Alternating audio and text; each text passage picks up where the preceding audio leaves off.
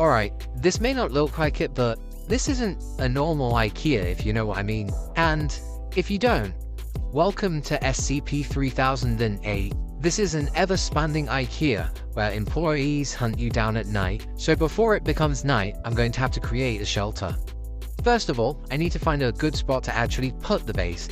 And unlike most other people, I'm not going to make a sky base, but I'm going to make a land base. This means I'm going to need a lot of pallets and a lot of dedication with a great area.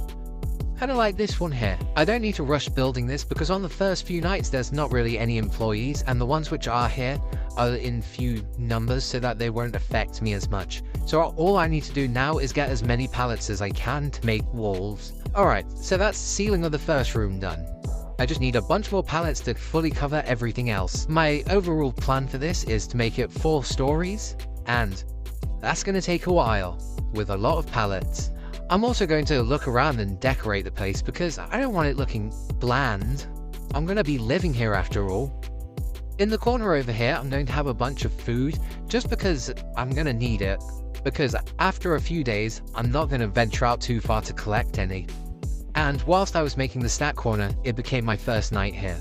And this meant I had to quit fiddling around with snacks and actually speed up with the base. So I need to find a spot with a lot of pallets fast. It didn't take long because like a few seconds away from my base is a big shelf with a lot of pallets on it. And this made it so that all of the first night I just built, and this is the result after the full night.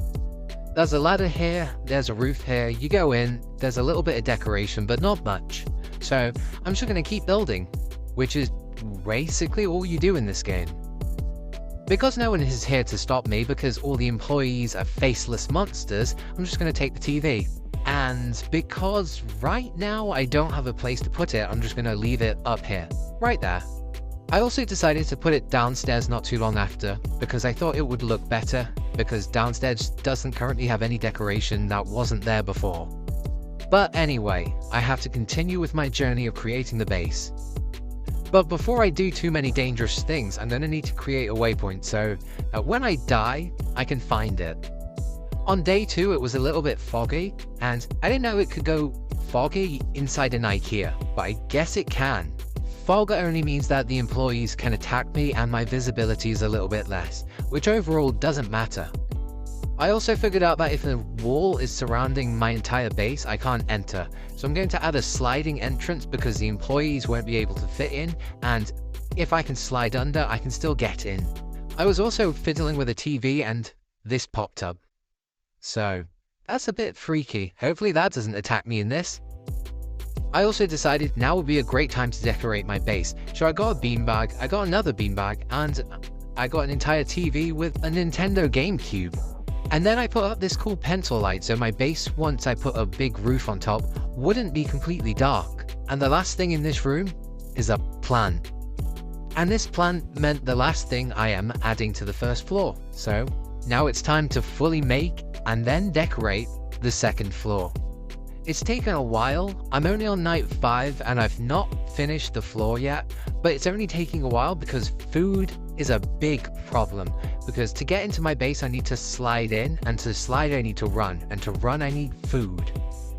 After the rest of the night and a little bit of the next day, I finished the second floor. Before I decorate it, I'm going to finish the rest of the build, just so that it can be easier to decorate so I can add roof accessories. On the next day, I found the first employee. Luckily it was a day, so I'm going to try and capture it, just for the fun of it. And eventually, I did capture it, but I'm going to have to wait until night before I can transport it to my base. But before I can transport it, I need to create a place for it to stay. Alright, so I'm just released it, and I'm going to lure it to its new cage now.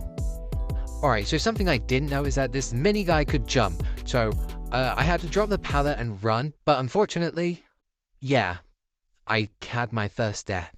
And now I need to run 1,000 meters being chased by the employees all the way back to my base before I'm safe.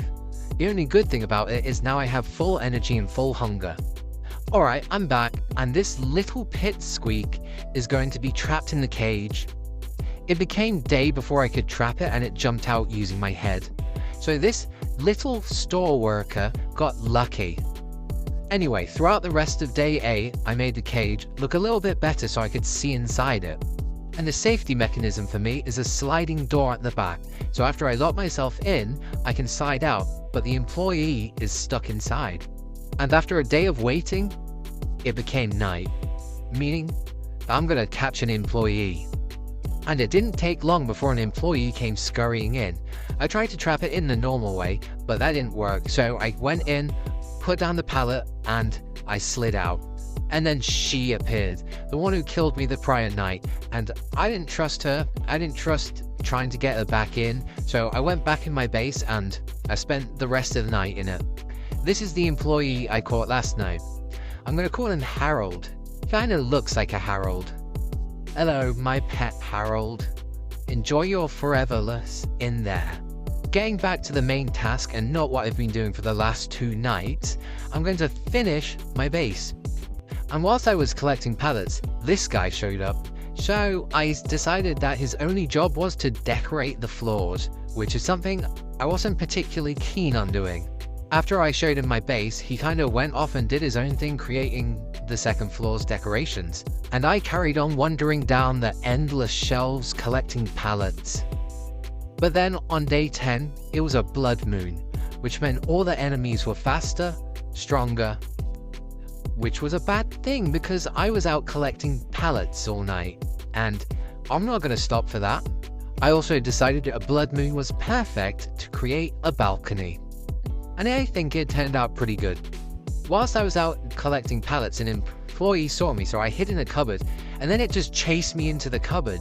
So I struggled to get out because the employee was pinning me into the corner, and the only annoying thing about it is I'm on 35 health, and wait a minute, that's the same employee which killed me before. I am most certainly not going to let it kill me again. Oh. Well, that's annoying. My second death by the same employee. And now I have to travel another 1,000 meters back to my base. By the time I got back to base, it was already day, so there wasn't really much else that happened on the Blood Moon night, other than me dying by the same employee. And then, on the very next night, I got trapped in a box with Harold, and Harold gave me my 3rd death. Thanks, Harold. Harold, therefore, gave me 1,300 meters to walk all the way back to the base. If you've made it this far, drop a comment saying, "Harold, you monster." I'll heart it if I see it. After that, I finished the base, put the ladder in, and now I'm on the roof.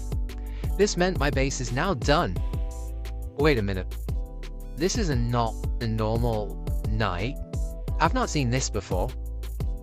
Nothing happened in the night. All that happened was this blue orb started floating towards us, but it disappeared when it became day 28. Alright, just in case another night like that happens, this is the base. Over here we have the funny TV I found earlier, and nothing really else on that floor. Up here we have the main attraction, the balcony, and the ladder up to the roof. And then on day 19, Pingu called me up, and in the distance, a bunch of those blue orbs just started coming towards the base. And when I say a bunch, I mean a billion. They just aren't stopping coming. And I don't know what they're going to do.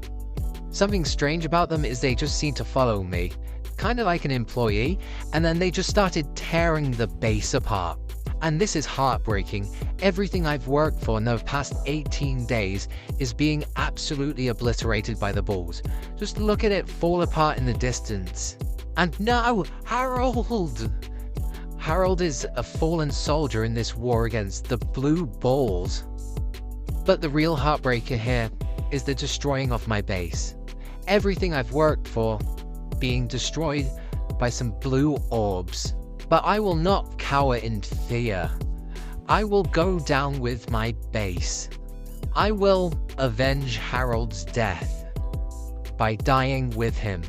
My base has been fully destroyed, so I will not quiver in fear. I will go down with my base.